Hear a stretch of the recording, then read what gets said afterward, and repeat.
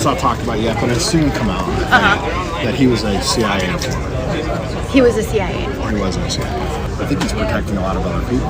He's not protecting himself because there's nothing there, but he's protecting a lot of people. Because Trump's now saying it's a hoax of the case, like a hoax or something. I mean, come on, you know it's not a hoax. He's been on the plane, many times. It's just he was never on the plane with the kids. I've seen the itineraries and I've interviewed all of the victims. There's never been an instance where Trump was on a plane with these kids and a rape occurred. But that can't be said for Clinton, and it can't be said for others. While the Clintons were on the plane, while Bill Clinton was on the plane, there were rapes that occurred. Overheard at Phoenix Airport on September 8th, 2025, a senior Justice Department investigator who personally worked on the Epstein case tells all. Glenn Prager, who has reviewed Epstein itineraries and has interviewed Epstein's victims, drops a bombshell. He says that the DOJ did not want to go after Epstein because he's a CIA asset, that the evidence from his investigation confirms that Bill Clinton was present for alleged rapes on the Lolita Express, and that President Trump was not present for the rapes that Glenn Prager investigated, but that he is protecting a lot of other people that were. How about this whole Epstein thing that's like going on? So I worked on that case. I used to interview all the victims, and my picture was 20 to 30 victims, in Palm Beach that I was interviewing and dealing with and stuff like that. And then we would go ready to go to trial, and they would flip.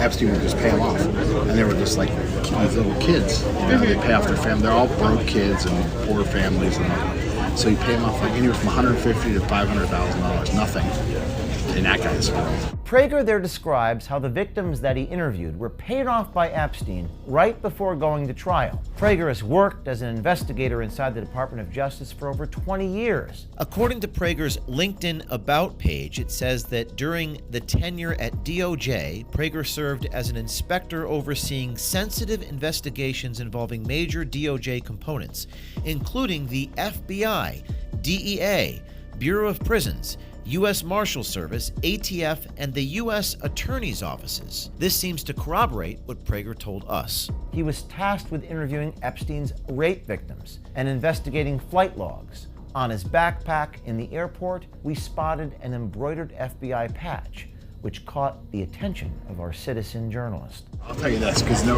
it's not talked about yet, but it'll soon come out that he was a CIA informant. He was a CIA informant. He wasn't a CIA. Although many have suspected it to be the case, this is the first time a Department of Justice official has confirmed that Epstein worked for the CIA and is a foreign asset. So DOJ was settling a case, and they were just letting him, do house arrest and they minimized his arrest. Part of that is because all the victims kept on flipping, and they didn't have anyone to go to trial with. The more importantly part is they didn't want to go after him. He's a asset for the United States and Israel for the CIA. I just know that's what he was, and that's why he was protected so long for this. And people turned a blind eye about all this garbage that he was doing in the United States. He had a lot of secrets. More about Israeli stuff than anything else. I mean, he was doing stuff for Israel and the United States. He's working for both. Glenn Prager, the Department of Justice investigator on the Epstein case, then talks about whether President Trump was involved. Many are trying to tie Trump to Epstein, but what Glenn Prager says is that Trump wasn't present during the inappropriate sexual behavior that he was investigating. But Prager does say that Bill Clinton was, backed up by his experience interviewing the victims and reviewing the Epstein Lolita Express itineraries. Quote, "They killed the Epstein list to protect the Clintons."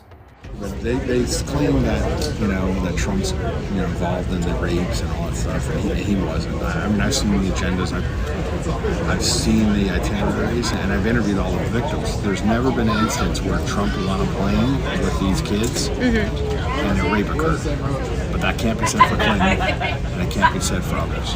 I remember that it was being killed because I know Clintons were on there. And the Clintons were on there? 100%. And while the Clintons were on the plane, while Bill Clinton was on the plane, there were rapes that occurred.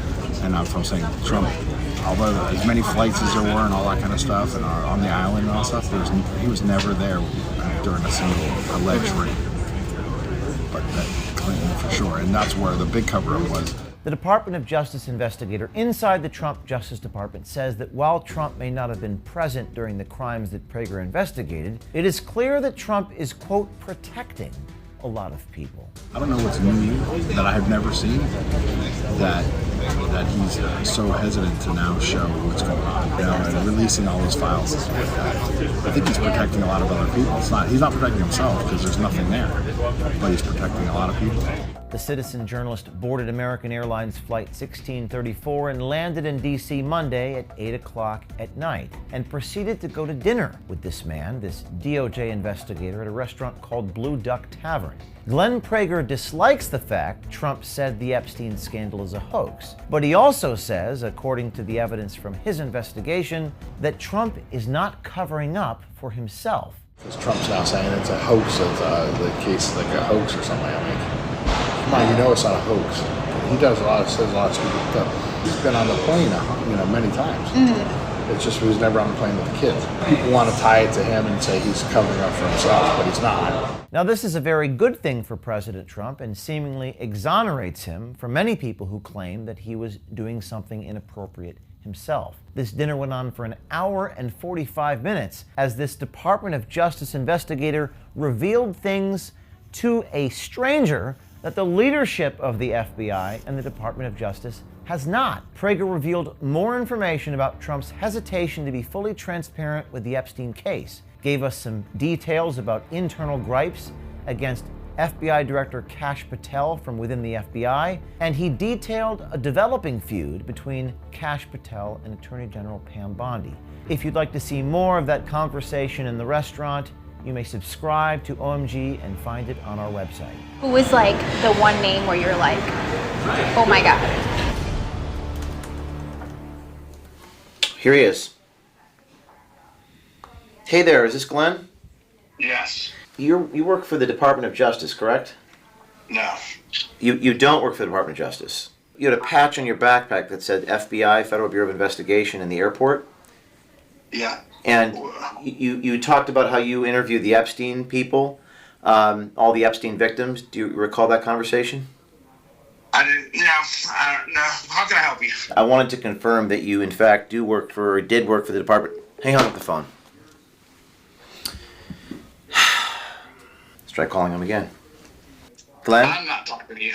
Well, I don't know who you are. I'm not talking to you. You already did speak to my friend. Hey, now stop talking. I don't know who you are. I'm a journalist. I need your help, sir. I'm not talking to you or any journalist about anything. Did you interview the Epstein victims? I can't talk to you. Sir.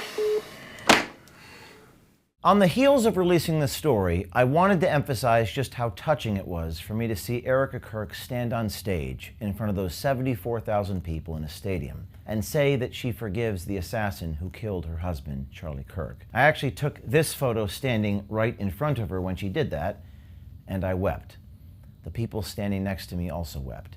In the couple days that followed since that Sunday, it dawned upon me that equally as important as forgiving those who trespass against us is for those of us, the living, to achieve justice and accountability for the bad actors behind the scenes corrupting this country. We must have a Department of Justice that is actually about justice. If we do not have any accountability for bad actors, good people, even God-fearing people, are going to resort not to forgiveness, but vengeance. We cannot allow that to happen. And the only solution is exposure, journalism, sunlight, as the best disinfectant. When the leadership in our government is not forthcoming and transparent about matters they should be, you will see men on the front lines, men on the inside, like this Glenn Prager guy, who are familiar with the files, familiar with Epstein, familiar with who's on the airplanes. Indeed, he's the guy who actually interviewed all the victims in Palm Beach. Well, you'll see people like this be forthcoming and honest when their leadership isn't. I recognize Prager's life is now changed forever. You might be tempted to focus on that and focus on him personally. We have no doubt that no matter how much proof is provided by me, the powers that be will deny, deflect, personalize, and cover all of this up. You may wonder how it is these guys in our government so brazenly open up to total strangers in airports about national security secrets. Please note, this isn't about him or Glenn Prager. It's about opening the floodgates of honesty from other men who are just like Glenn Prager, but who never wanted to be involved, were just following orders. Prager lived with these secrets, and the horror of what he knows lives on his conscience, the weight on his shoulders. He lives with the guilt for knowing the truth. That is why he was so forthcoming in public in the airport. That is why others with national security secrets will continue to be so forthcoming to our army of citizen exposers. And there are many more out there like Glenn Prager. And now, right now, you who are watching must come forward and tell the truth and be transparent. Be a hero and do the right thing. In the last few weeks, I've reached out to top officials of the Department of Justice repeatedly ahead of these reports. Our attorneys even sent a letter to the FBI Director Kash Patel.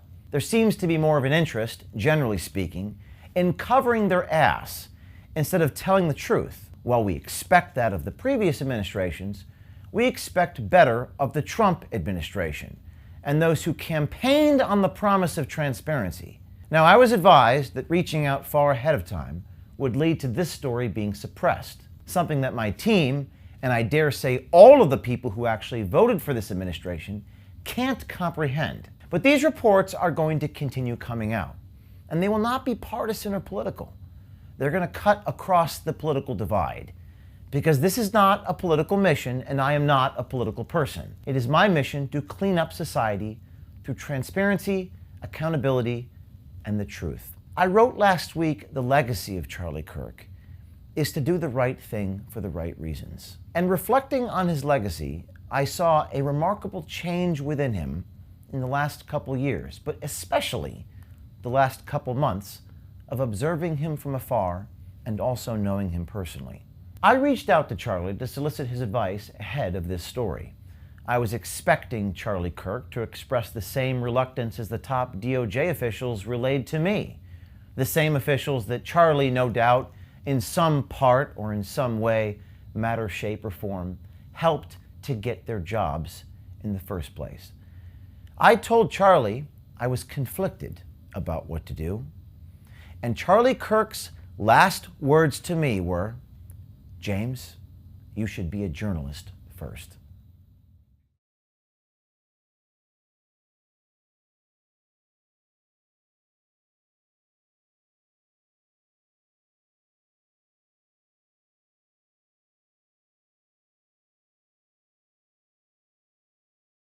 This kind of journalism is dangerous, legally taxing, and certainly not profitable.